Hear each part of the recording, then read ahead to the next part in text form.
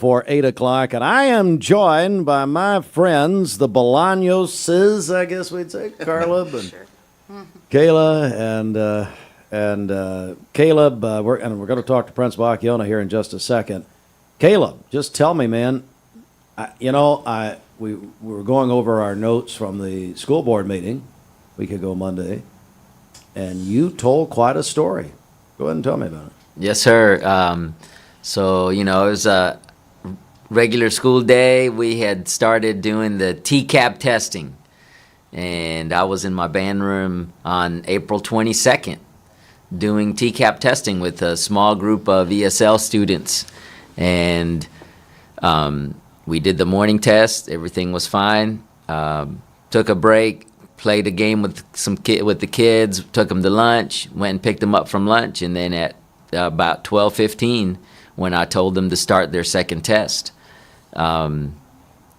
I started feeling that something was wrong. Immediately, my vision, my right eye, it felt like it went to the extreme right, and then I looked at my computer to see that the kids had logged in to start the testing, and I couldn't see it. Everything was very blurry. So I put my head down on my desk that I had there, and then picked it back up and looked again, and then everything was like I was underwater.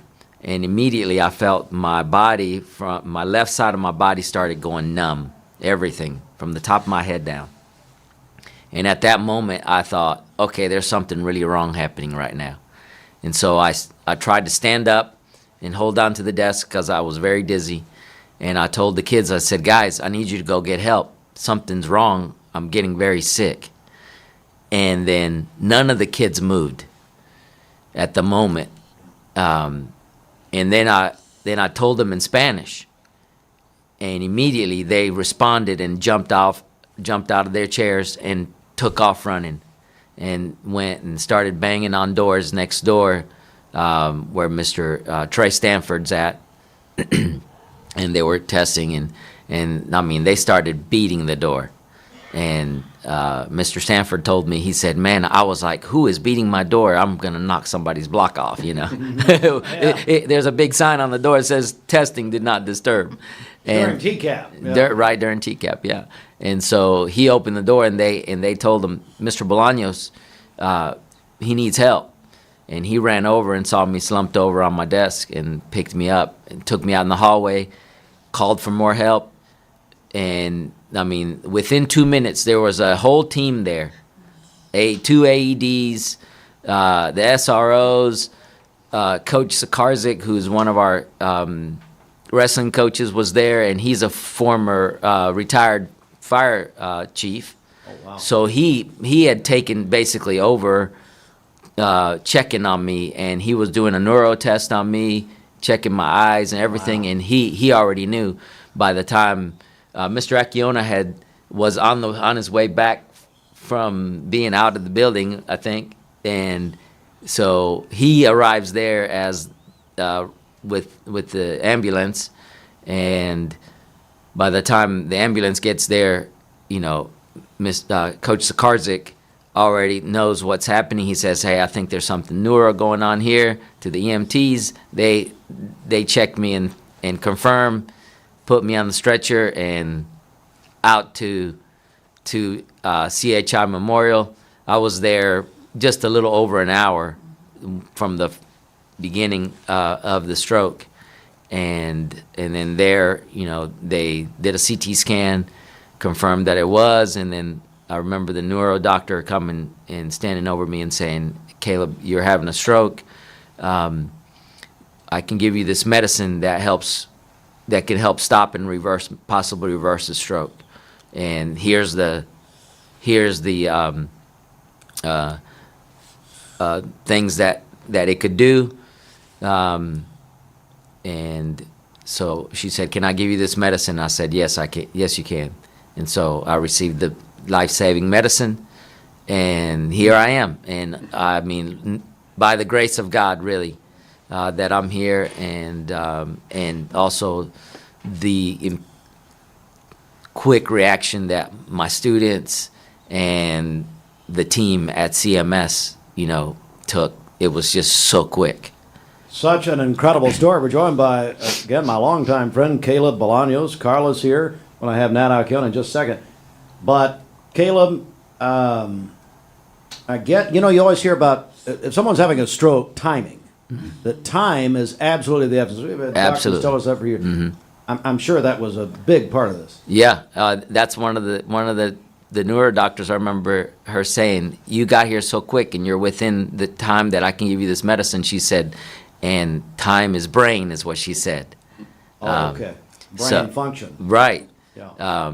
And so, obviously, man, I'm just so blessed because most people that have a stroke like I did, they either don't get to leave the hospital on their feet, or they leave with somebody maybe pushing them on a wheelchair because they can no longer walk on their own, or they have, some kind of deficit where, half their, a limb doesn't work, or they can't talk, or multiple things. And, here I am. I've been back at school. I was there a little over, actually 2 weeks later for our spring concerts, and got to conduct the band in the concerts. And Do you have any after effects? no, zero. Not now. When I first got home, my vision was really bad. It was almost double, very blurry. And it took about a week, and then it cleared up 100%. And how old are you? How old am I? Yeah. I'm 49. So you're not even 50 at it, because, Yeah. there are some people who don't know you, and God bless them if they don't, because you're usually very mean to me. So, I'm having to be nice here. No, so you're not even 50, Yeah. and it's just, and great health, obviously, up to this point. Nat Alcione, fill in some blanks here for us, buddy, from your standpoint. So, you never like to have an emergency happen at school. And by nature, by definition, emergency doesn't have good timing, of course, in the middle of a testing window, when Mr. Balanos is trying to administer a test to these students, that's not when you want to have a medical event. But I was so incredibly pleased with, and I think it was provincial that the people that stepped in did when they did. Yeah. Mr. Sakarsik, who Mr. Bolaños referenced, is our health science teacher, and has a long history in medical care and paramedics and everything. So he was there very quickly. Our team really came together and coalesced to respond in this time really quickly. And the paramedics that responded as well came. I was thankful they didn't roll with the full sirens. We asked the SRO to ask them not to do that, because they would roll past about 40 classrooms with sirens going, and then students are all testing during that. So it was actually a relatively quiet event that occurred, but they responded quickly, got there, knew he needed to get to CHI Memorial, and then the doctors that were with him there. By the time I saw him about 4 o'clock that afternoon, he had 3 tests done. They were in the middle of 2 other tests. Sloan and Hope were able to come and be with their dad. And it was a time when we were able to actually say everything worked together for good. So. Carla Bolaños joins us. This is Caleb's wife. Come on up, Carla, and Hope is here. Hi. Carla, Yeah. just tell me how, as far as when you got this news, and just give me your part of it. So I had actually run home because I teach at Hopewell, and it was my students' lunchtime.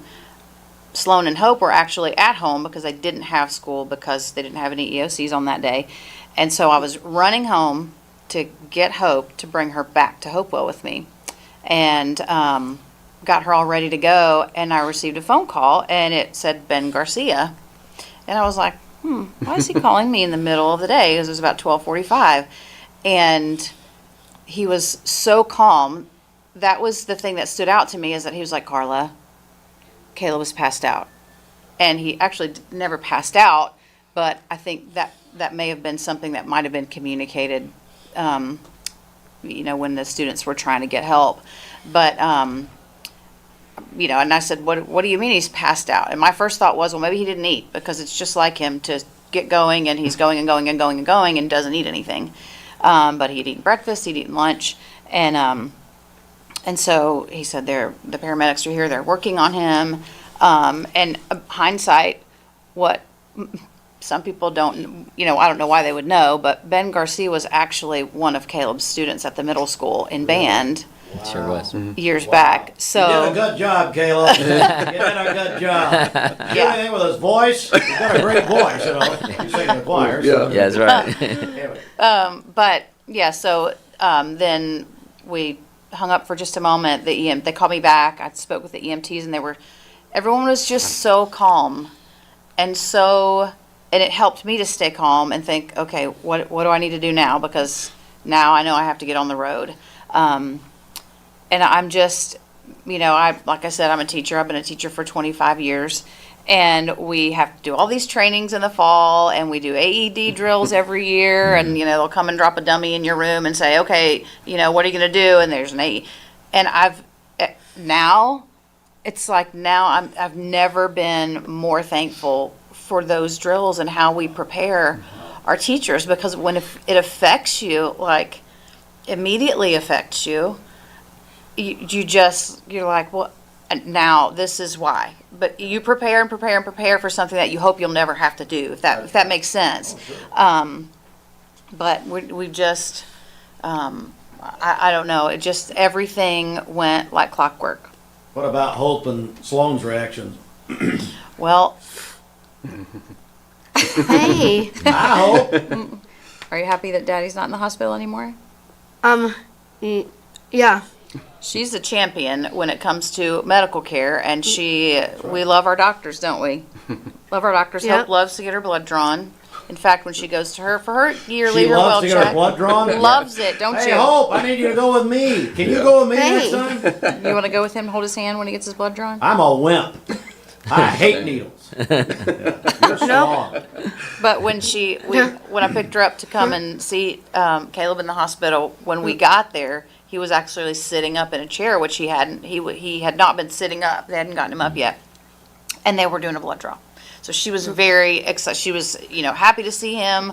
But of course, when he came home, she was very happy and kept asking, Daddy's not going to the hospital again, right? He's home. He's good. He's great. And so. Such a miracle. Caleb, what do you take from this, buddy?